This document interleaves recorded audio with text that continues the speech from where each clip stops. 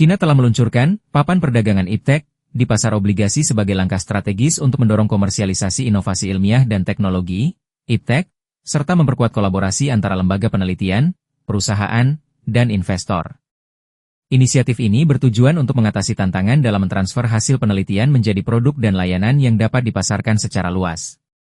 Papan perdagangan baru ini akan memfasilitasi transaksi hak kekayaan intelektual, haki, paten, teknologi yang dipatenkan, dan hasil penelitian lainnya. Dengan menyediakan platform yang transparan dan terstruktur, diharapkan akan menarik lebih banyak investasi ke sektor iptek dan memberikan likuiditas bagi para pemegang haki. Judul video, terobosan baru. China luncurkan bursa iptek di pasar obligasi. Apa artinya? Hai Sobat Inovasi. Selamat datang di channel Pi. Pernahkah kamu membayangkan ide-ide brilian dari para ilmuwan bisa diperjualbelikan layaknya saham di bursa? Nah, China baru saja membuat gebrakan dengan meluncurkan papan perdagangan iptek di pasar obligasi mereka. Apa sebenarnya ini dan bagaimana dampaknya bagi dunia teknologi? Yuk, kita bahas.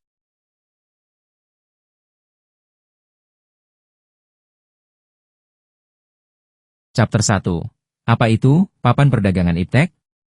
Bayangkan sebuah pasar khusus, tapi bukan untuk jual beli barang fisik, melainkan untuk ide dan penemuan. Itulah inti dari papan perdagangan iptek.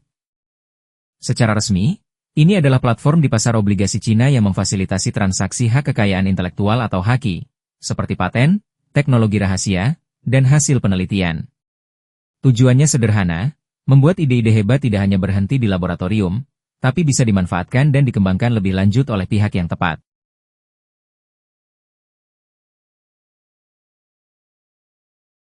Chapter 2. Mengapa China meluncurkannya? Kenapa China melakukan langkah inovatif ini? Ada beberapa alasan kuat di baliknya.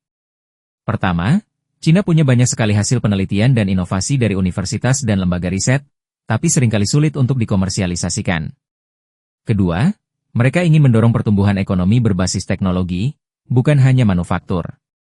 Ketiga, dengan adanya platform ini, diharapkan akan menarik lebih banyak investasi ke sektor iptek, sehingga mempercepat siklus inovasi.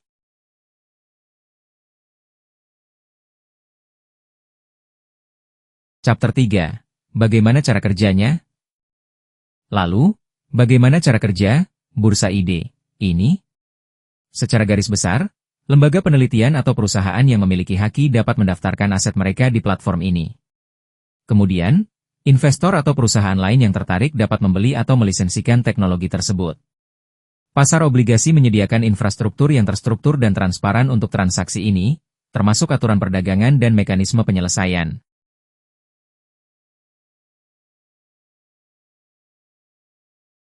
Chapter 4. Siapa saja yang terlibat? Papan perdagangan iptek ini akan melibatkan banyak pihak. Tentu saja, ada para pemilik ide, yaitu universitas, lembaga penelitian, dan perusahaan rintisan. Kemudian, ada para pembeli atau pengguna teknologi, seperti perusahaan manufaktur yang ingin meningkatkan efisiensi atau startup yang ingin mengembangkan produk baru.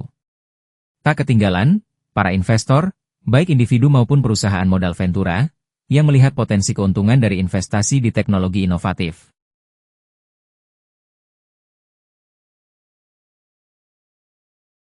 Chapter 5. Dampak dan potensi. Langkah ini punya potensi dampak yang sangat besar. Pertama, akan mempercepat adopsi teknologi baru dan mendorong inovasi lebih lanjut.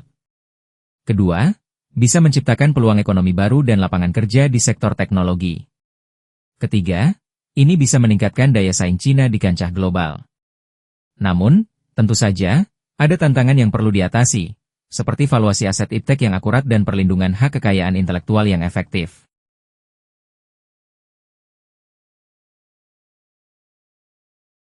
Penutup. Nah, Sobat Inovasi, peluncuran papan perdagangan iptek ini adalah langkah menarik dari China dalam mendorong inovasi dan kolaborasi. Bagaimana menurut kalian? Apakah ide ini bisa diterapkan di negara lain? Jangan lupa tuliskan pendapat kalian di kolom komentar. Jika kalian suka video ini, jangan lupa like, share, dan subscribe untuk konten edukasi menarik lainnya. Sampai jumpa di video berikutnya.